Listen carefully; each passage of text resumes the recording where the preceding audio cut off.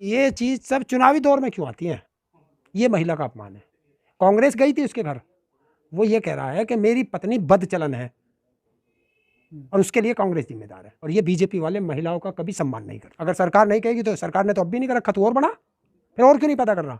RSS ने कहा है 4 बच्चे पैदा करो, एक राष्ट्र के नाम करो, एक आरएसएस को दो, 2 को तुम खुद पालो। और अगर बिल लाया जनसंख्या नियंत्रण पे तो वो सबके लिए लाता ना, नहीं लाया ना।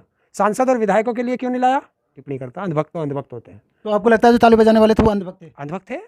900 चूहे खा करके बिल्ली हज को चले, ये कहावत है, हैं? सारी जीवन तुमने पाप किया हो और अब कह रहे हो भाई पाप कर लिया मैंने, मैं तो पाप धर्मात्मा बनूंगा। तो ऐसा हो सकता है? नहीं। इलेक्शन आ रहे हैं ना 2024 के हैं, तो 24 की तैयारी और देश में तो चुनाव चलते रहे।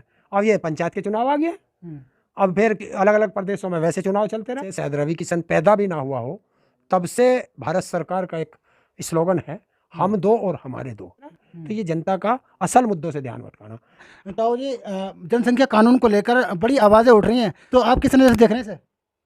हमारा नज़रिया तो एक ही रहता है, जनता का, और जनता इस पर कुछ नहीं बोल रही। नेता हाय तो वो मचा रहे, नेता मचाओ जाओ, जनता को देखना है। और जनता अपने आप ही जनसंख्या नियंत्रण की तरफ जा रही है, अपने आप ही। उस पर कानून की कोई आवश्यकता नहीं। कानून तो बहुत बने हैं देश में, क्या उनका पालन हो रहा? नहीं हो रहा ना। तो ये सब एक हाय तौबा मचाना है, जनता का असली मुद्दों से ध्यान भटकाना है, बाकी कुछ नहीं है। अच्छा, जिस तरीके से कहा जाता है, कई बार देखने को मिलता होगा कि लोग ये भी बोलते हैं कि जो देश में महंगाई है वो जनसंख्या ज़्यादा है इसलिए महंगाई है, तो इसे किस नज़र देख रहे हैं? वो भी एक जनता का ध्यान भटकाना है। हर चीज़ के लिए जनसंख्या जिम्मेदार है। तो फिर ये नेता क्या कर रहे हैं? ये नेता क्या कर रहे हैं? ऐसा नहीं है।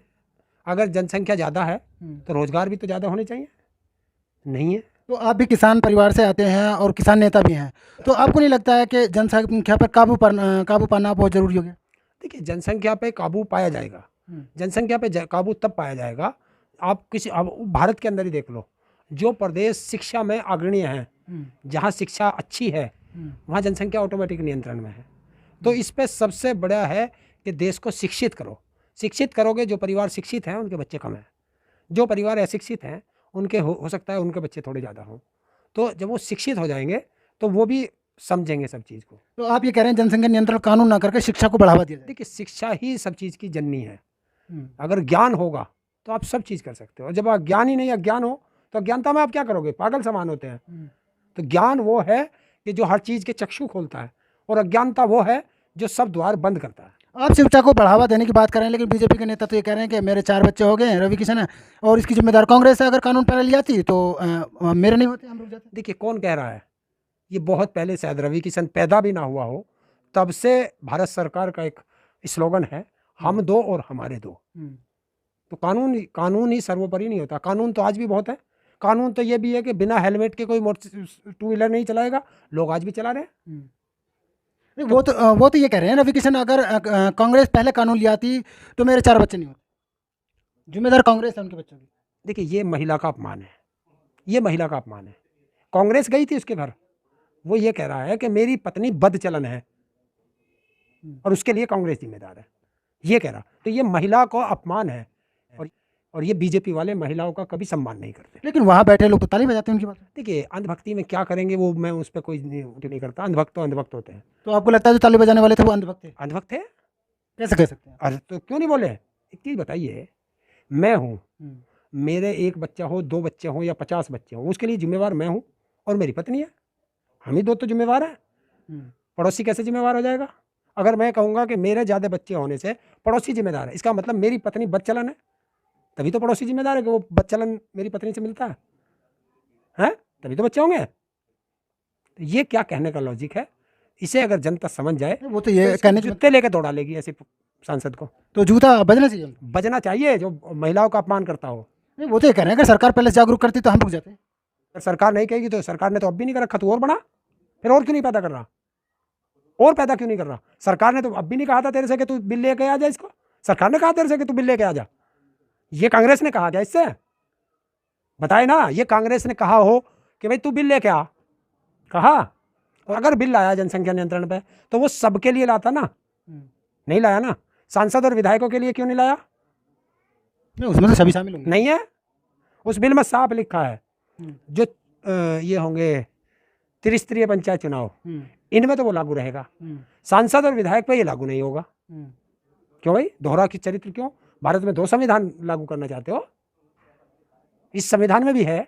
तो आपको नहीं लगता जिस तरीके से वो कानून लेके आए हों, उन्हें लगता हो कि 4 बच्चे हो गए, हमसे गलती होगी, इसी को लेकर अब देश को जागरूक करने के लिए अब ये कानून लेके आ रहे हैं प्राइवेट? देखिए 900 चूहे खा करके बिल्ली हज को चले, ये कहावत है, हैं? सारी जीवन तुमने पाप किए हो और अब कह रहे हो भाई पाप कर लिया मैंने, मैं तो पाप धर्मात्मा बनूंगा। ऐसा हो सकता है? नहीं ना। तो आपको क्या लगता है कि मतलब ये बिना वजह की बात कर रहे हैं? ये जनता का ध्यान भटकाना, जो जनता आज तो अब तो इलेक्शन भी रहा, कहाँ भटकाएंगे? देश में तो चुनाव चलते ही रहे हैं। अब ये पंचायत के चुनाव आ गए, अब फिर अलग अलग प्रदेशों में वैसे चुनाव चलते रहे। तो ये जनता का असल मुद्दों से ध्यान भटकाना, महंगाई से, शिक्षा से, बेरोजगारी से, स्वास्थ्य से, महिला उत्पीड़न से, इन सब से ध्यान भटकाओ। ये क्यों भटकाएंगे जब प्रधानमंत्री नरेंद्र मोदी के नाम पर देश भर में वोट मिल रहा है? वही तो, उसे ही तो कहते हैं। किस किस को लगाओगे? अब के इसको उठा दो, ये बीजेपी वाले ना, इनके ही तो नेता कहते थे, आरएसएस वाले कहते थे कि 4 बच्चे पैदा करो, 6 बच्चे पैदा करो, 10 बच्चे पैदा करो हिंदू। तो बताओ, वो 10 बच्चे पे 4 बच्चे 6 बच्चे पैदा करवा रहा, ये 2 बच्चों पे लड़ रहा, तो क्या है? आरएसएस तो देश को जागरूक कर रही है ना। 4 बच्चे पैदा करना, 6 बच्चे पैदा करना, तो या तो आरएसएस गलत है या ये गलत है। गलत तो यही दोनों है, हमें क्यों लपेट रहे? आरएसएस को कैसे कह सकते हैं कि गलत है? आरएसएस ने कहा 4 बच्चे पैदा करो, एक राष्ट्र के नाम करो, एक आरएसएस को दो, 2 को तुम खुद पालो। तो इसका मतलब यह है जिस तरीके से जो कानून ला रही है, हालांकि जो टीएफआर है उसकी तरफ से जो कहा गया है, 2021 की तरफ से रिपोर्ट आई थी कि जो प्रजनन दर है वो 2.2 से घटकर 2% रह गई है। तो इसलिए जो केंद्र सरकार है उसको उस पर जो जनसंख्या नियंत्रण कानून है उसको इतना ध्यान नहीं देना चाहिए और इसको फिलहाल इसी तरीके से रोक देना चाहिए।